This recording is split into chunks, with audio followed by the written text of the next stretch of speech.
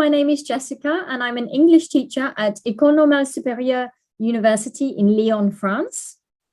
And I am Anne-Catherine, and I am a teaching fellow at the University of Bath in the UK. And together we coordinate a virtual exchange language program between my students who are learning English and my students who are learning French. So, have you ever wondered how your students could benefit from a language and cultural exchange?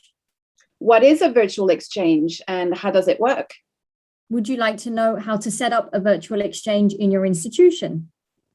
Would you like to have more details about the practicalities of running a virtual exchange? Then come to our talk on Saturday, the 20th of November at 11:45 a.m. Paris time.